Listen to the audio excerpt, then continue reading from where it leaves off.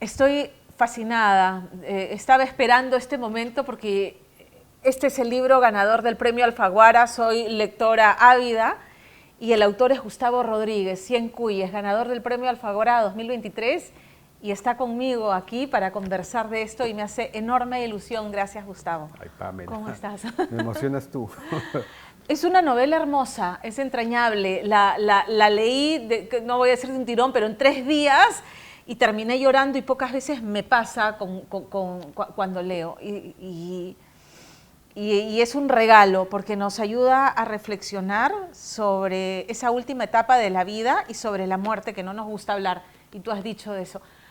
No nos gusta hablar de la muerte, ¿no? Morigeramos el tema o lo apartamos. Y usamos eufemismos, Así ¿no? es. No hablamos con nuestros niños, ni a nosotros nos hablaban de pequeños, o sea, lo mejor era no mencionar a la muerte para no invocarla, ¿no? Con una especie de superstición. Pero en realidad es algo tan natural, es tan inherente a la vida morir. Uno empieza el largo proceso que nos va a llevar a la muerte desde que nacemos, están Claro. tan unidas, ¿no? Y el no naturalizarla lo que provoca finalmente, si no se hablan de estas cosas con naturalidad, es duelos innecesariamente dolorosos. Claro. Eso es lo que pasa. No nos preparamos. Me has hecho acordar cuando eso de que ni de niños nos hablan. Murió mi abuela y llevé a mi hijo chiquito, a Marcelo, al funeral. Y lo primero que fue es, o sea, se escapó, como que aprovechó que no habían adultos supervisándolo y se fue al lado del cajón a mirar a su abuela muerta. Con una, no con morbo, sino con una curiosidad inmensa, ¿no? Pero eso es muy preferible al vacío, porque Claro. cuando tú no dejas que alguien se despida, a esa edad sobre todo, de tan pequeñito, pues queda la gran interrogante, el vacío, ¿no? Y un niño llena ese vacío con miedos, fantasías, que pueden ser más monstruosas que algo tan natural como explicárselo. Correcto. Sí. Ahora, hablas de la muerte, además como una situación que debe ocurrir con dignidad, que eso es lo que buscan tus personajes, que son maravillosos y ya vamos a ir hablando seguramente de cada uno de ellos.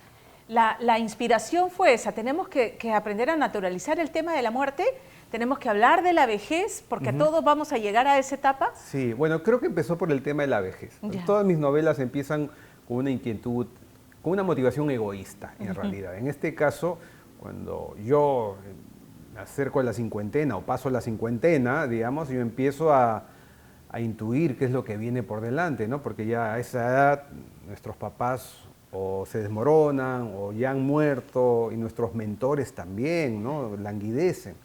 Y uno empieza a sentir que avanza en la fila y dice, uy, empieza a hacerse preguntas. Y yo me doy cuenta ahora, después de haber escrito la novela, que me hacía muchas preguntas con respecto a la vejez, a la soledad, que podía esperarme más adelante.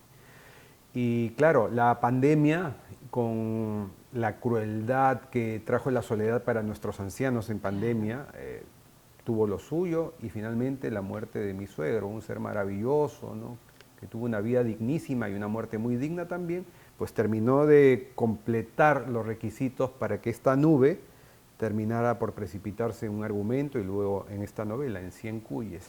El doctor Harrison, entiendo, está inspirado en tu suegro, un hombre muy pragmático, además Harrison, ¿no? Con las cosas muy claras. Muy claras, sí. Y sí, de los 12 o 13 personajes que hay en Cien Cuyes, entre ancianos, las mujeres, el niño, sí, el único que yo puedo decirte, sí, está basado en alguien que conocí, o al menos su personalidad, sus manías, ¿no?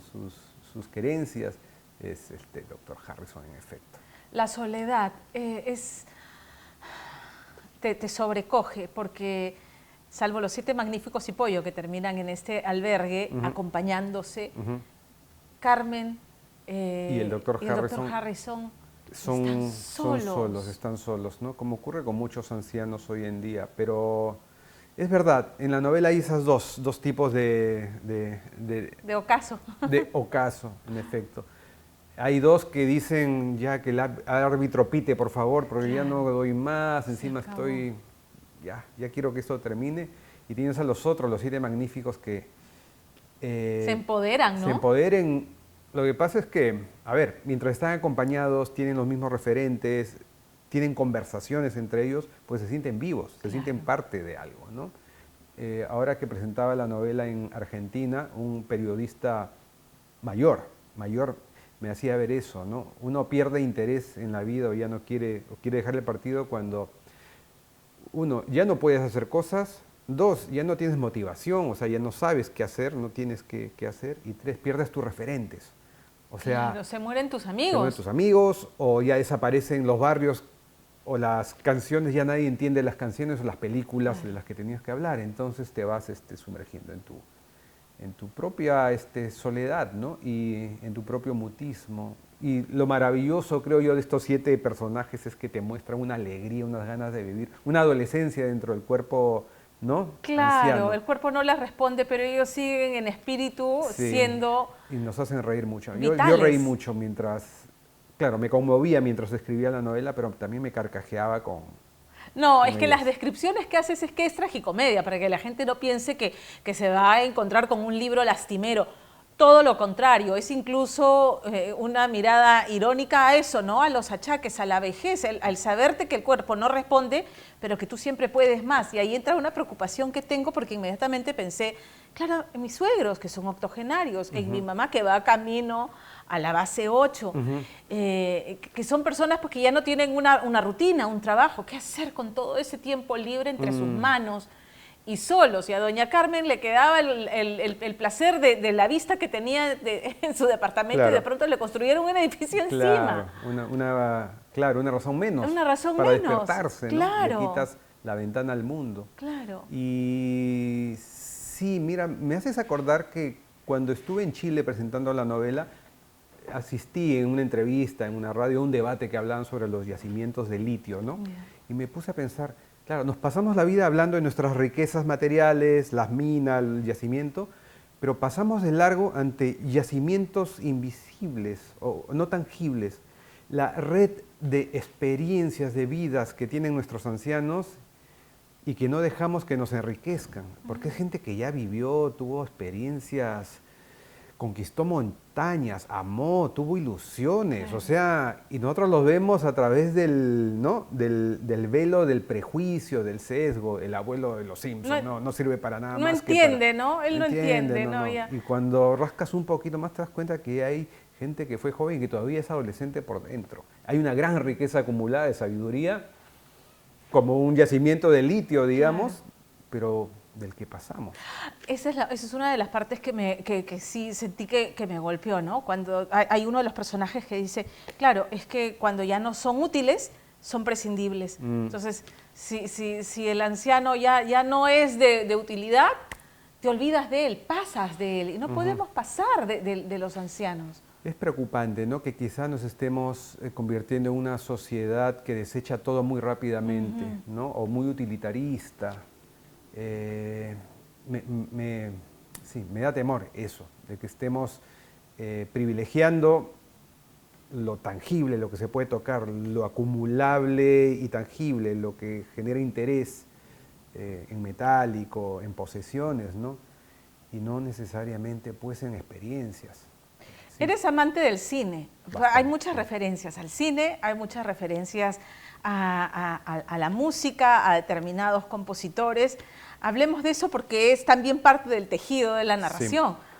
Sí, en Cien Cuyes hay mucha música popular, hay la escena clímax que tiene que ver con esta Volkswagen Combi en la carretera con música de ABBA a todo volumen, pues te habla de eso, ¿no? Del espíritu pop que tiene la novela y el cine, bueno. En la novela tanto las canciones como las películas sirven para unir generaciones y distintos extractos Sociales. Claro. extracciones sociales, perdón, porque creo que hay una de mis escenas favoritas es esa en la cual Eufrasia, desde su condición humilde, y doña Carmen, desde su condición más pitucona, pues se encuentran cantando de pronto el mambo de Machaguay, ¿no? Es una escena que a mí me gusta mucho. Y te dice, pues, de qué manera la cultura finalmente es importante para unirnos como seres humanos, ¿no? Es decir, solemos pensar en la infraestructura, y la infraestructura es importante para unirnos físicamente, ¿no? Un puente, un tren, nos une físicamente, pero la invisible cultura une corazones, une corazones y nos pone orgullosos. Y solo cuando hay etapas en las que somos vulnerables, como en pandemia, ¿no? Nos damos cuenta hasta qué punto las canciones, las ficciones nos unen, claro. O cuando cantamos en el estadio. Es lo que te iba a decir, cuando nos ponemos la blanquirroja, o sea, todos somos uno solo, sintonizamos, ¿no? Exactamente. Entonces, y qué curioso, ¿no? Qué paradójico que siendo la cultura lo que nos une, lo que más nos hace falta para considerarnos una nación, que más o menos se ve mutuamente con respecto, la cultura es lo último que tiene lugar pues, en el presupuesto nacional, en el Consejo de Ministros, etcétera, etcétera, ¿no? Eufrasia es muy intuitiva.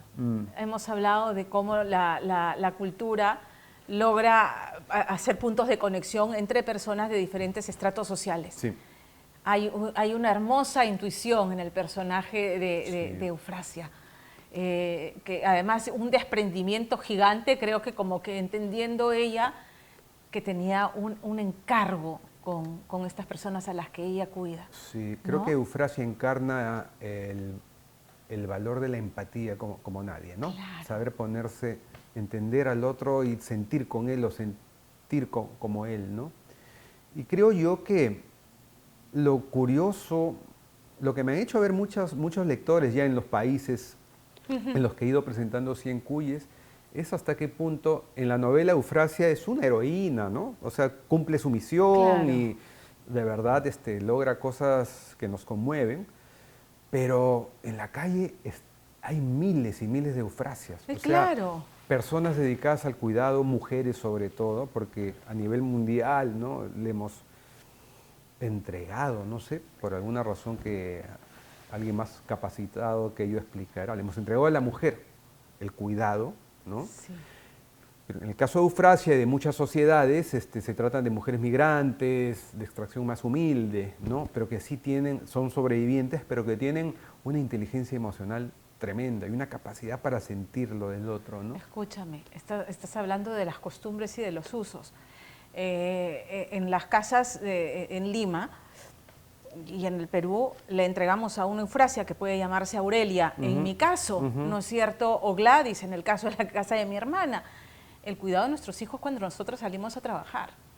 O sea, está en manos de estas mujeres maravillosas y nuevamente intuitivas que generan un lazo maravilloso con nuestros hijos, a las que les entregas ese encargo porque una tiene que salir a trabajar y luego regresar.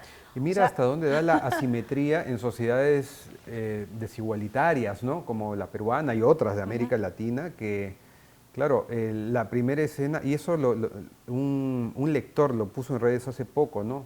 Eufrasia es pagada para ir a cuidar, claro, pero para ir a cuidar a otros tiene que dejar de cuidar a su hijo. Exacto. Es la asimetría total, ¿no? Es la asimetría total. Y bueno, Cien Cuyes tiene que ver con eso, o sea, Eufrasia va a tener que, no sé si quede claro para los televidentes, pero Cien Cuyes es la historia de una cuidadora de ancianos que tiene que enfrentarse al reto de cumplir los últimos deseos de estos viejitos, ¿no? Y los 100 cuyes vienen a ser la metáfora de la contraprestación por ese servicio extra, ¿no? Es ya su voluntad, pues, lo que sea su voluntad. O sea, los cuyes son la metáfora. No significa que los ancianos le van a pagar con cuyes, claro, o que ella va a comprar cuyes con eso, pero es la manera que ella encuentra para salir del dilema, ¿no? Esto que yo haría por amor, claro, implica olvidarme que soy pobre, pero también necesito el dinero, ¿no? Entonces es el dilema de trabajar y amar al mismo tiempo, ¿no? ¿Cuál es el personaje que más? Me dices, obviamente, el doctor Harrison, pero no, en verdad difícil escoger porque todos son tus hijos. No, en el caso de Harrison, inspirado en tu suegro. En el caso de Pollo, por ejemplo, o del almirante, los gemelos Hernández y Fernández, Tanaka. El poeta tartamudo. El poeta tartamudo. O sea, todos cumplen, o sea, ninguno está puesto ahí al azar. ¿No? No, sí, en realidad yo quería que la novela empiece siendo como individual, con unos pocos personajes y de pronto vaya agarrando un vuelo coral y hasta épico, gregario, ¿no? Porque termina así. Bueno, en buena cuenta termina así, ¿no? Sí. Pensaba algo así como la escena de Thelma y Luis, pero con estos 7 ancianos en la combi, felices, yendo hacia Una el gran destino, aventura. una gran aventura y un destino que ellos pensaron y eligieron Exactamente. colectivamente, ¿no? Ujú. Sí, y claro, yo para hacer esto coral y de alguna manera también representar un poquito la sociedad en la que esta aventura sucede, yo elegí algunas tipologías de personalidades, de extracciones, de Claro. pensamientos políticos, ¿no? Claro. Pero lo bonito, ¿sabes qué es? Ahora que me pongo a pensar, es que, por ejemplo, los 7 magníficos son ancianos que, si bien tienen una condición social parecida, tienen pensamientos políticos o manifestaciones sensibles muy distintas, ¿no? El que fue marino, por ejemplo, tiene una línea de pensamiento distinta a la del que fue poeta y Claro. literato, y Doña Pollo, que fue feminista en un colegio pituco en su momento, pues es distinta. Rebelde en su Rebelde en su momento, época. claro. Entonces todos tienen diferencias, pero es en la, quizás en un deseo mío, ¿no? La ilusión de decir que es posible, a pesar de nuestras diferencias, ponernos de acuerdo y ser amigos, ¿no? Claro. No hay que esperar a la vulnerabilidad, a sentirnos que ya solo los une la edad y el espacio en el que estamos confinados para ponernos de acuerdo, ¿no? Deberíamos poder, por lo menos, ser amables pensando de manera distinta. ¿Qué reacción es la que más te ha sorprendido una vez que supiste que era? ¿Cómo fue? Perdón, vayamos a esto mejor. ¿Cómo fue esa llamada? ¿Cómo te enteraste? ¿Quién te llamó? ¿A quién llamaste después? No bien supiste que tu novela había ganado el premio Alfaguara. A mí me despertaron a las 4:23 de la madrugada, un jueves. Sí, fue un jueves. Me agarró de sorpresa, soñoliento. ¿Qué pasa? Me están llamando de España. Y dije, claro, el premio, ¿no? Se abría el sobre. Yeah. Y me despertó el jurado. El jurado de España riéndose. Creo que hay un poquito de morbo ahí, sadismo, ¿no? Para ver vamos a ver cómo toma la noticia. Fue hermoso porque son gente vinculada al libro o por la escritura o por la crítica muy encumbrada que elige entre 706 manuscritos con seudónimo. Es decir, que el prestigio del premio se basa en eso. Y lo primero que hice, bueno, se despertaron mis 2 hijas menores, las que viven conmigo. Entonces ellas fueron las primeras en enterarse, aparte de mí. Se despertaron porque escucharon pasos en la oscuridad. ¿Y qué pasa, papá? ¿Por qué estás hablando por teléfono a esta hora? ¿Qué ha ocurrido? Felizmente era una buena noticia. ¿Ellas habían leído la novela? No, nadie. Yo ¿Nadie? lancé, no. Nadie sabía de qué iba. Tú no, escribes solo mi agente. Tú y tu agente, nadie más. Bueno, mi novia también sabía que estaba escribiendo y que iba a usar a su papá como referente, pero ella no quiso leer el manuscrito porque se sentía todavía muy cercana a la muerte de su papá. Y ella fue la siguiente persona en enterarse porque ya llegó el momento en que lo tuve que hacer, ¿no? El ejercicio de escribir, ¿cómo haces para avanzar? O sea, siempre todo texto es perfectible, puedes regresar una y otra vez sobre lo que ya avanzaste, y luego no decir, no, esto lo puedo cambiar, o este giro puede ir más adelante, o esto lo puedo eliminar. ¿Cómo es la disciplina? Mira, yo soy muy práctico, o sea, yo te puedo contar cómo hago yo, pero otros escritores tienen sus propios métodos, ¿no? En la escritura se habla de que hay los escritores mapa y los escritores brújula, ¿no? Los mapas son los que todo lo ordenan y lo tienen diagramadito. O sea, tienen ya una estructura pensada de principio a fin, más o menos. Sí, y los brújulas son los que van tanteando y se dejan llevar por lo que van sintiendo en el día a día. Ya, yo soy brújula en la primera etapa, yo soy soy mapa, o sea, ordenadísimo, para plantear el territorio de juego y los personajes. O sea, yo no me siento a escribir una novela sin saber cómo va a acabar. Yo ya sé que va a ocurrir. Lo sé, tengo los capítulos, yo agarro una sábana de papel, mi lapicero y digo, aquí va a pasar esto, estos personajes van a hacer esto y así, y hasta el final. ¿Bien? Entonces, eso.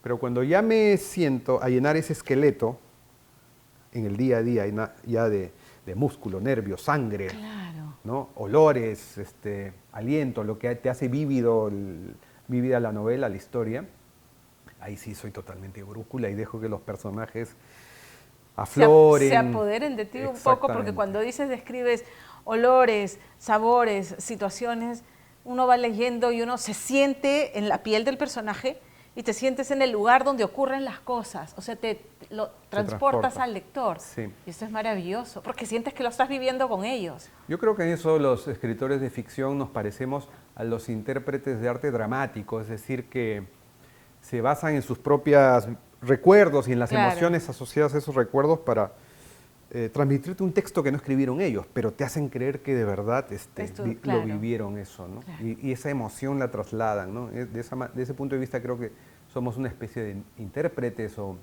mediums, ¿no? Que trasladan esa emoción a través de la escritura. Ahora, ¿cómo te sientes ahora que has ganado el premio Alfaguara?